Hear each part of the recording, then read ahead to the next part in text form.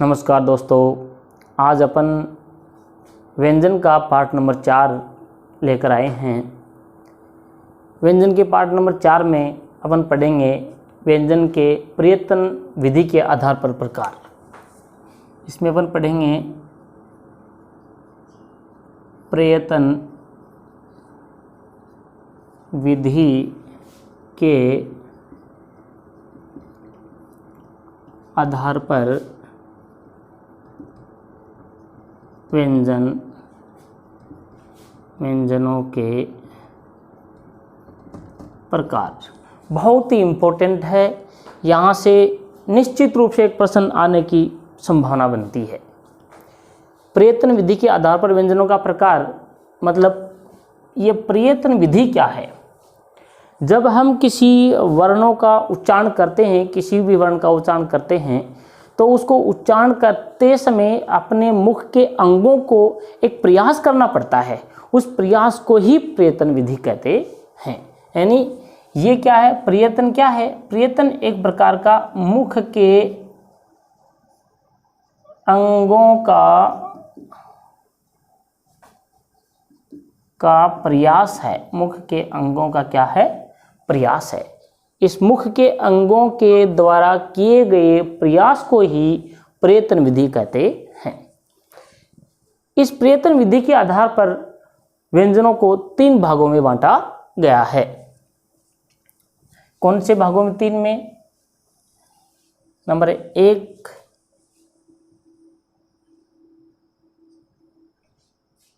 Number 2 और number 3।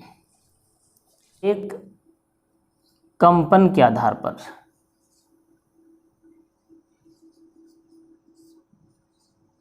कंपन के आधार पर। नंबर 2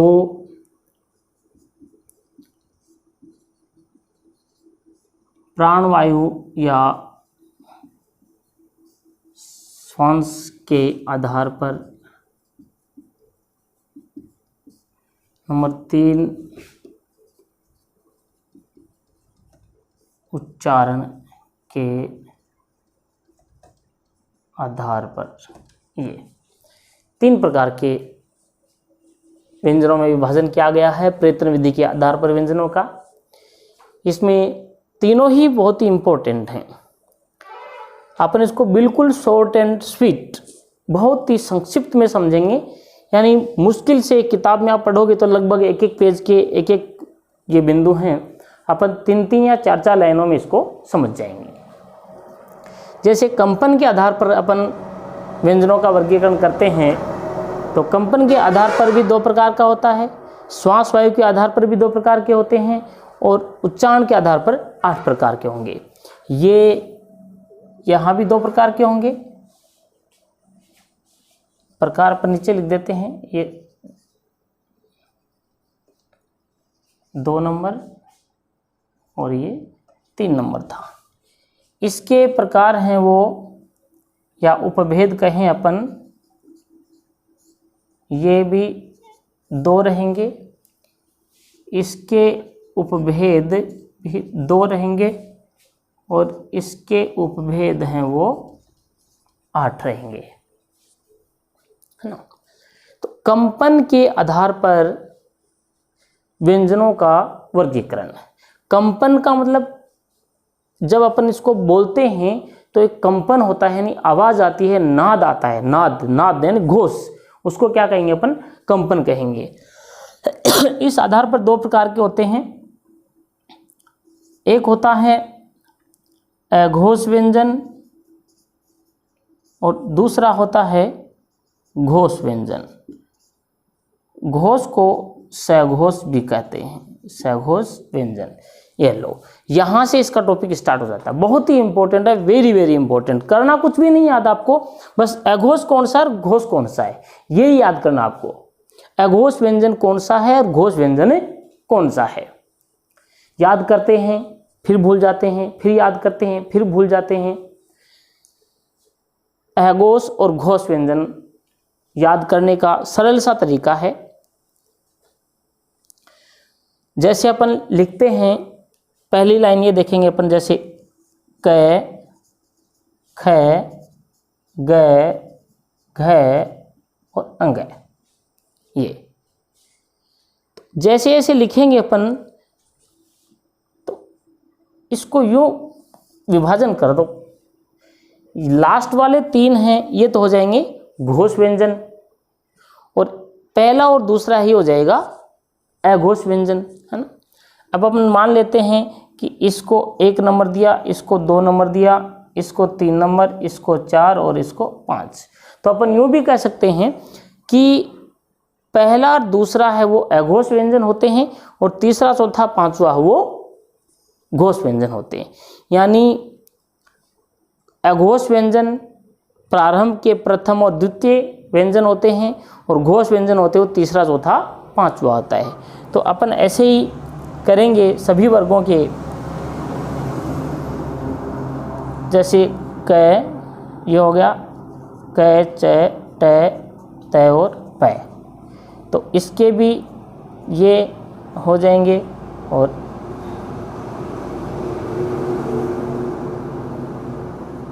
ये इस प्रकार से यहाँ तक कुल व्यंजन कितने हो गए, ये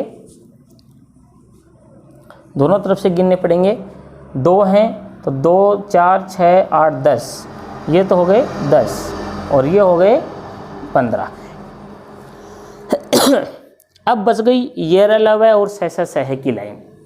ये दिक्कत करती है गुरुजी। चलो ये तो याद हो गए कि फर्स्ट वाले पहला और दूसरा है वो तो अघोष कर देंगे, और तीसरा चौथा पांचवा वो घोष कर देंगे। अब अपनी लाइन बच गई ये लव और सह। किसको कौन सी लाइन दें? तो अपन इसको देंगे कि गुरुजी एक तो ये लव की लाइन बच गई, एक सह की लाइन बच गई। किसको क्या दें? तो एक आड़ू लॉजिक अपना देखो, जिसमें सह की ज़्यादा भरमार है, एक बार सह यहाँ आ गया, एक बार यहाँ आ गया, एक बार यहाँ आ गया, और यहाँ देखो एक ही बार से आया है ना। तो जिसमें ज़्यादा सह है उसको सह वाली लाइन नहीं देंगे। तो इसमें एक ही सह आया है तो अपन सह वाली लाइन है वो इसको दे देंगे। तो यहाँ आ गई सह, लेकिन है नहीं देना है, ये ध्यान रखना है। ये टोटल हो गए 3 वर्ण। बच गया ये र लव है, इसको दे देंगे ये र ल और वह, और एक हो गया है, ये हो गए 5, ये हो गए। अब बच गए सवर सभी। सवर यानी सवर किसको दें गुरुजी? इसको दें या इसको दें? यानी जहां बहुमत ज़्यादा उसको दे दो, कि ज़्यादा संख्या ये है तो इसको दे दो।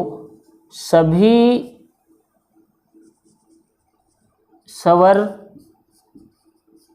सवर मतलब 11 सवर हो गए। हेलो बताओ। एक छोटे से डायग्राम में अपने अघोष और घोष कंप्लीट हो गए हैं।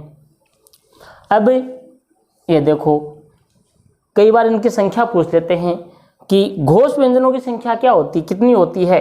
तो 15 और 5 20, 30 31, ये हो गए 31, और ये 10 और 3 13 है। लो, ये आपका घोष अघोष कंप्लीट हो गया। अघोष व्यंजन में पांचों वर्गों के पहले और दूसरे व्यंजन आ जाएंगे। घोष में पांचों वर्गों के तीसरे चौथे पांचवे व्यंजन आ जाएंगे। अब बचेगी ये र लव सह है, तो जहां सह ज्यादा हैं उसको सह वाली लाइन मत दो, तो सह इधर दे दिए 3, और ये र लव है वो यहां दे दिया, ठीक है। और सभी सवर हैं वो जहां बहुमत ज्यादा उसको दे दीजिए। तो ये आपके हो गए घोष और अघोष व्यंजन तैयार। 2 नंबर में आते हैं अपन। अब आप इसका एक बार स्क्रीनशॉट ले सकते हैं, क्योंकि मैं इधर लिखेंगे तो ये इसके बीच में आएंगे, इसको मिटाएंगे अपन। स्क्रीनशॉट ले लो फटाफट, साथ साथ लाइक भी कर दो, शेयर भी कर देना, है ना। बिल्कुल ले लिया होगा आपने स्क्रीनशॉट। अब मैं इसको मिटा देता हूँ।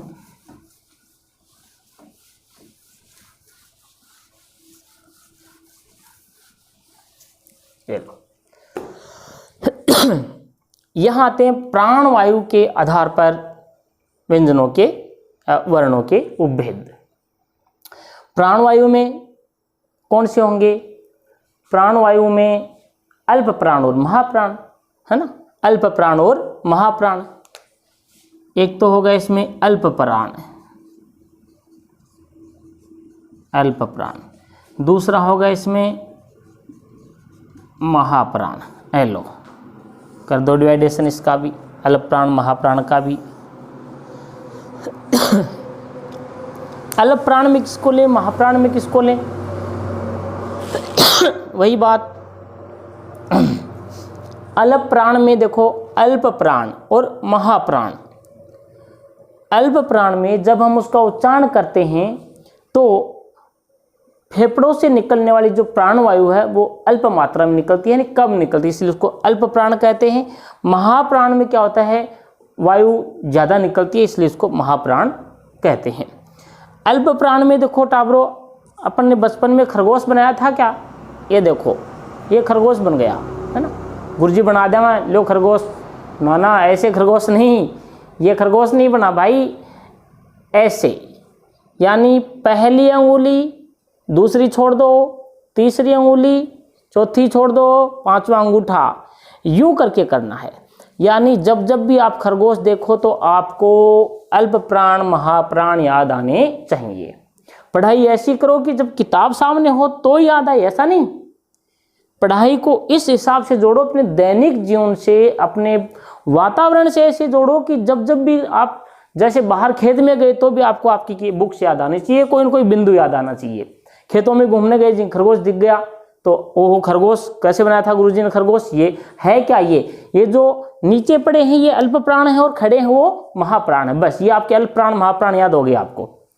भाई अल्प प्राण कम प्राण होंगे वो झुक जाएंगे, गिर जाएंगे, नीचे झुकेंगे। महाप्राण होंगे वो सीना तान के खड़े रहेंगे, है ना, ऐसे। तो ये महाप्राण है। महाप्राण में कौन से, देखो दूसरा और चौथा, पहला तीसरा और पांचवा, ये अल्प प्राण में, और खड़े हैं वो महाप्राण में। कहने का मतलब ये है 1 3 5 और 2 और 4, ये आपके अल्प प्राण महाप्राण में। सभी वर्गों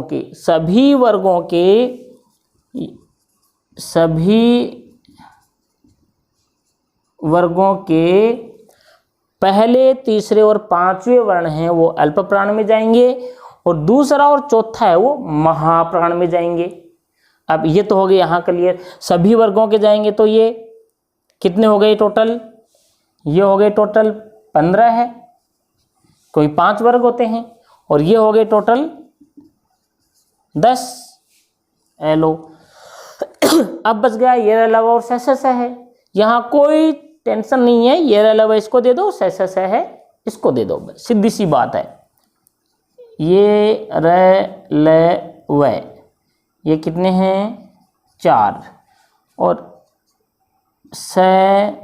से और है ये कितने हैं 4, इसको दे दो बस। अब बच गए सवर तो वही, सवर तो आजकल के वोटर हैं कि जहां बहुमत दिखा, जो नेता जीता, वोट किसको दिया रे, जीते उसी को, किसको दिया पहले नहीं बताएंगे यार, दे देंगे फिर जो जीतता उसको हमने वोट उसी को दिया। तो ये सवर है ना, ये आजकल के वोटर जैसे ही है, जो जीतता है उसी को वोट दिया उसने।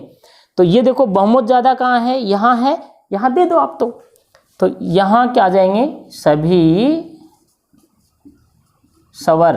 तो सवर कितने होते हैं 11। एलो टाबरो, यहाँ भी प्राणवायु के आधार पर, श्वास वायु के आधार पर कंप्लीट हो गए हैं। कितने हो गए देखो 15 4 19 20 और 30, यहाँ हो गए 30 और यहाँ हो गए 14। ये इसलिए लिखवा रहा हूँ क्योंकि कई बार क्या है संख्या पूछ लेते हैं कि महाप्राण वर्णों की संख्या कितनी है, 14 है। महाप्राण वर्णों की संख्या, अल्प प्राण वर्णों की संख्या कितनी है, 30 है। साथ साथ में गिनते जाएंगे, एक बार रिपीट कीजिए। अल्प प्राण और महाप्राण, अल्प प्राण 1 3 5, महाप्राण 2 और 4। अल्प प्राण में ये लव है, महाप्राण में स है। ये हो गए 14 है, और यहाँ सभी सवर दे देंगे। इस प्रकार से ये हो गए 30। तो ये आपके अल्प प्राण और महाप्राण छोटे से एक ट्रिक्स में आपके आ गए हैं। अब बचे अपने उच्चारण के आधार पर उपभेद। ये इंपॉर्टेंट है, आप इसका भी सुंदर सा फोटो खींच लीजिए, क्योंकि उसको अपन एक बड़े लेवल पे करेंगे, पूरा बोर्ड काम में लेंगे। इसके लिए खींच लिया होगा, फोटो खींचने में तो आजकल के बच्चे बहुत माहिर हैं। मिटा दूं, चलिए मिटा देता हूं।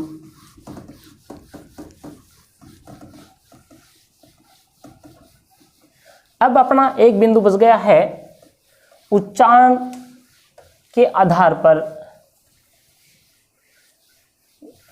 बहुत ही इंपॉर्टेंट बिंदु है। यहां से प्रश्न टच करते हैं, पटवारी में 2 से 3 बार हो गया। यहां से देखिए, उच्चारण के आधार पर व्यंजनों का वर्गीकरण।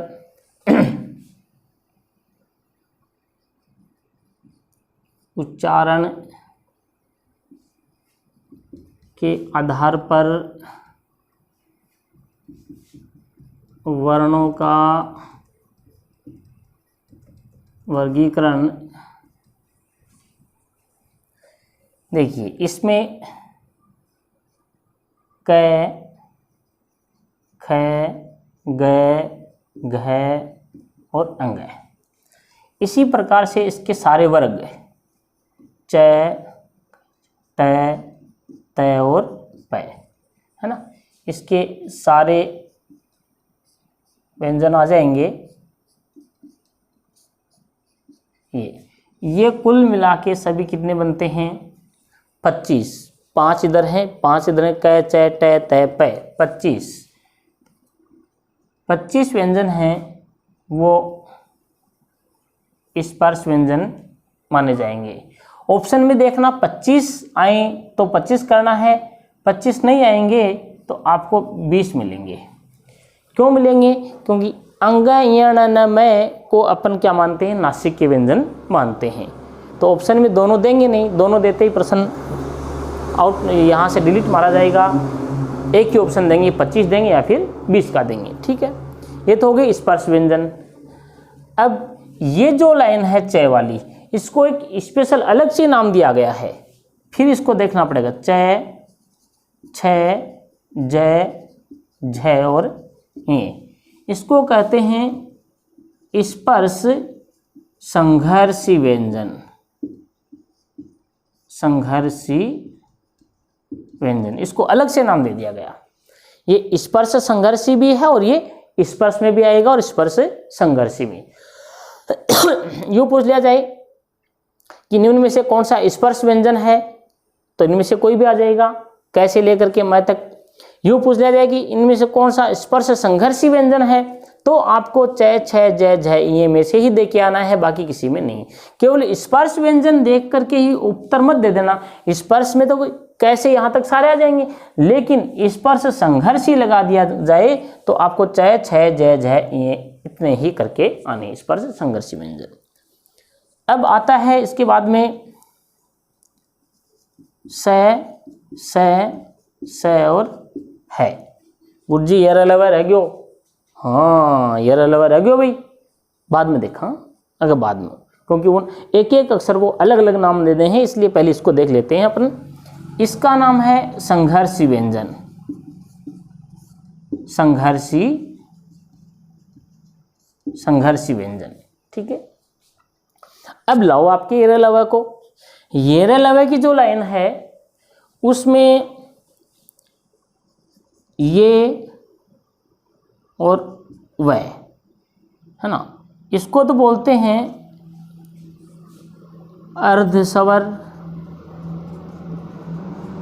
अर्धस्वर, ये अर्धस्वर के नाम से प्रसिद्ध है, ये और वह, यानी व्यंजन भी नहीं है और ये स्वर भी नहीं है, पूरे अर्धस्वर के नाम से इनको जाना जाता है। अब आपका बच गया रे, वेरी वेरी वेरी इंपॉर्टेंट,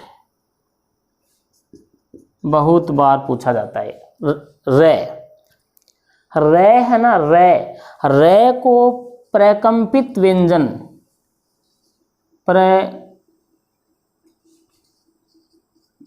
प्रकंपित व्यंजन माना जाता है। प्रकंपित व्यंजन। दूसरे इसको लुंठित व्यंजन भी कहते हैं। लुंठित व्यंजन, ये बहुत बार पूछा गया है र के बारे में। र प्रकंपित व्यंजन है और इसको लुंठित व्यंजन भी कहते हैं। प्रकंपित क्यों कहते हैं? देखो अपन बोलते हैं ना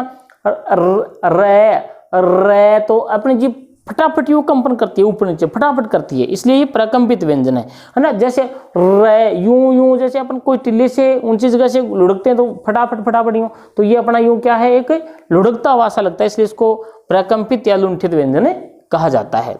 अब आ गया है ये ल रह गया है ल को पार्श्विक व्यंजन कहा जाता है।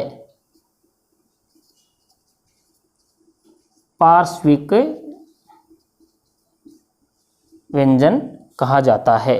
ये दोनों ही बहुत इंपॉर्टेंट हैं, यहां से प्रश्न उठा लिया जाता है। ल को पार्श्विक व्यंजन, ल को पार्श्विक व्यंजन क्यों कहते हैं? देखो अपन जैसे ही बोलते हैं कि ल तो ल बोलते हैं, जीभ ऊपर जाके ल दांतों से ऊपर है ना, मूर्धा के स्थान पे वो चिपक जाती है और अपने बगल से यानी पार्श्व साइड वाली भाग होती है ना, इसको पार्श्व बोलते हैं। तो ल बोलते हैं तो जीभ के दोनों साइडों से हवा निकल जाती है, दोनों साइडों से मतलब पार्श्व से, पार्श्व भाग से, इसलिए इसका नाम क्या है? पार्श्विक व्यंजन कहा जाता है। र इसको प्रकंपित और लुंठित व्यंजन भी कहा जाता है। तो इस प्रकार से ये अपने नॉर्मली हैं, इनके वर्गीकरण हो गए हैं।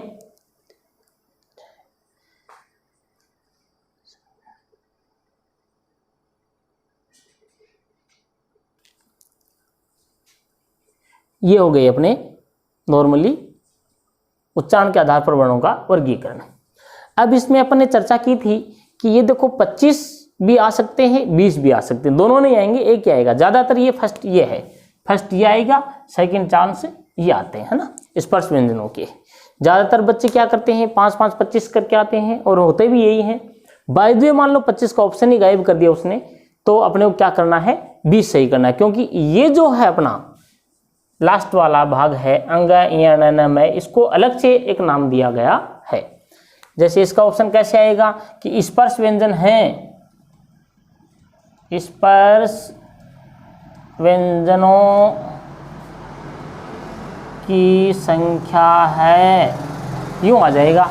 तो ए में 10, बी में 15, सी में 25, डी में 30, ये आए तब तो अपने को क्या करना है, 25 ही करना है।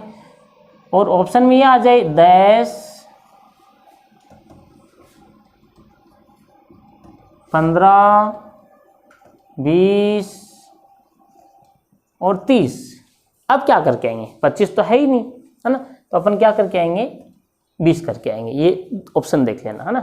तो इस प्रकार से जब हम इसको एक अलग नाम दे देते हैं तो ये क्या हो गए, देखो अपने पूरे, ये तो एक प्रकार का 2 3 4 5 6, 2 बच गए, 6 हो गए। 7 नंबर का क्या करेंगे अपन, 7 में ले लो नासिक के व्यंजन, नासिक के व्यंजन में क्या आ जाएंगे, अंग, ये, हण, न और मैं, अंग, यण, न, मैं। और 8वां रह गया एक बहुत ही वेरी वेरी इंपॉर्टेंट है, यहां से प्रश्न आने की पूरी संभावना बनती है, उत्सिक्त व्यंजन। कौन सा, उत्क्षिप्त, उत्क्षिप्त व्यंजन, इसको ताड़नजात व्यंजन भी कहते हैं, ताड़नजात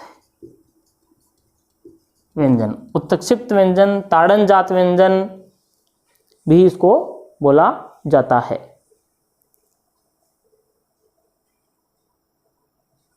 और एक नाम और इसका द्विगुणित व्यंजन, द्विगुणित व्यंजन ये हैं। हैं कौन से गुरुजी, नाम तो 3 बता दिए, लेकिन कौन से हैं आप बताओ, उत्क्षिप्त व्यंजन, ताड़नजात व्यंजन और द्विगुणित व्यंजन कौन से हैं? आ तो गए सारे, बचा ही नहीं कोई, फिर भी बचे हुए हैं। देखो कै च ट त प आ गई है गुरुजी, ये र लव भी आ गया, स भी आ गया, अक्षेत्र ये बच गए, वो तो नहीं है, बिल्कुल नहीं है, बिल्कुल नहीं है। उत्क्षिप्त व्यंजन, ताड़नजात व्यंजन, द्विगुणित व्यंजन में कौन कौन से आएंगे? 2 ही व्यंजन आते हैं, पहले भी बता चुका हूं मैं, एक तो ड और एक ढ। गुरुजी आ गया उरे, दोबारा क्या बताओ हो, ट ठ ड ढ, नहीं भाई नहीं, वो ड ढ आते हैं। देखो अंतर क्या है इसमें, ये अंतर है, देखो ध्यान से, इसके नीचे बिंदु नहीं लगी है ना, बिंदु, बिंदु को हिंदी में क्या कहते हैं? ये जो नीचे बिंदु लग गई ना, इसको हिंदी में क्या कहते हैं बताओ? है, इसको हिंदी में कहते हैं नुक्ता। देखो अंतर क्या है, यदि किसी शब्द के ये यहां लग गई तो इसका नाम क्या हो जाएगा? नुक्ता, है ना। और ऊपर लग गई, यदि इसके जैसे कोई और अक्षर है, जैसे अंग, ये लग गई, तो अब हम इसको क्या कहेंगे? अनुस्वार। बस ये अंतर है, ऊपर लग गई तो अनुस्वार और नीचे लग गई तो नुक्ता, है ना। तो इनके नीचे देखो, दोनों के नीचे क्या है? नुक्ता लगा हुआ है, नुक्ता। इसको बोलने का भी अंतर है, उच्चारण करने में भी बहुत अंतर आता है। देखो ट ठ ड ढ, ड ढ ड ढ, इसको ड और ढ, ड और ढ, मतलब जोर से एकदम यूं झटके के साथ बोलना पड़ता है इसको। अरे वो नहीं है क्या? उत्सिक्त और ताड़नजात, ताड़नजात का मतलब क्या होता है? ताड़ना यानी पीटना, पीटना, है ना, मारना। एक अपने बुरा नहीं माने, कोई मेरी माताएं बहन कोई सुन रहे हैं, लेडीज डिपार्टमेंट यदि यहाँ पर कोई सुन रहा है तो आप बुरा मत मानना। अपने बड़े बुजुर्ग यूं कहते हैं कि एक कहावत है वो यूं, ढोल गंवार पशु अरु नारी, ढोल गंवार पशु अरु नारी, ये चारों ताड़न के अधिकारी। यानी इन चारों को तो, ताड़न जात का मतलब क्या? ताड़ना मतलब ठोकना, मारना, पीटना। ये 4 ऐसे होते हैं, इनको ठोकने, मारने, पीटने के बिना काम करते ही नहीं हैं, है ना। ढोल गंवार पशु अरु नारी, अरे लुगाई, लुगाई, लुगाई को ठोक के बिना काम कौन करेगा, है ना। हाँ अच्छा गुरुजी, जल्दी काम कौन करेगी? माली लुगाई, आज ही ले जाए के डोरा बना दूंगा, है। अरे भाई मत कर दिए, बड़ी मुश्किलों आई है, एक आई अब भाग जाएगी, बस हांडिए चाहिए, है ना। अरे ताड़न जा, ठोकना, मारना, है ना। वो बड़े बुजुर्गों ने कह दिया, ऐसा नहीं है, इसका मतलब मारने का मतलब होता है आदेश देना। रियली में मारने का मतलब क्या होता है? आदेश देना। आदेश मतलब काम करवाना उसको। जैसे मान लीजिए ढोल, ढोल को जब तक आप डंडे से आदेश नहीं दोगे तो अपना काम नहीं करेगा, वो बजेगा ही नहीं। ढोल रख दो, ओके बज भाई, बज बज, कैसे बजेगा? वो नहीं बजेगा। ढोल को जैसे ही हम हाथों से थाप मारेंगे, मतलब प्यार से मारने का मतलब ये नहीं कि एक बड़ा सा डंडा लाया, दिया खींच के, है चाकू लेके चाकू से मार दो ना फिर बजाओ ढोल को, बजता है नहीं। चाकू से उसको आदेश नहीं मिलेगा, प्यार से उसकी एक डंडी होती है अलग से, उसको पीटेंगे। गंवार, गंवार का मतलब नासमझ व्यक्ति होता है। अपने घर में भी कुछ होते हैं ऐसे बच्चे, कोई आदमी होते हैं जो कम बुद्धि के होते हैं, तो अपन उसको क्या थोड़ा सा हल्का सा आइडिया दे देते हैं कि ले ऐसा काम कर, तो वो कर लेता है, आदेश, है ना। ढोल गंवार पशु, अरे पशु को पशु भी समझाने से समझ जाते हैं, है ना। पशुओं को हम हल्का सा आदेश देते हैं तो वो करते हैं। जैसे कैसे गुरुजी पशु कौन सा आदेश मानते हैं? अरे मानते हैं, उनको समझाना पड़ता है। ऊंट से जब हम हल जोतते हैं तो उसको जो भी आदेश देते हैं, रस्सी इधर डालते हैं तो वो इधर चलता है, इधर डालते हैं इधर चलता है, और उसको टिचकारी मारते हैं यूं तो वो तेज चलता है, यूं करते रुक जाता है। बताओ आदेश माना कि नहीं माना? उसने माना।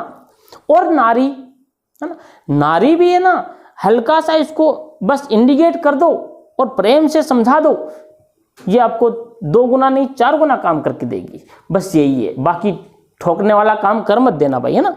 तो ये जो ढ और ढ है ये इसके अंतर्गत आएंगे, ठीक है।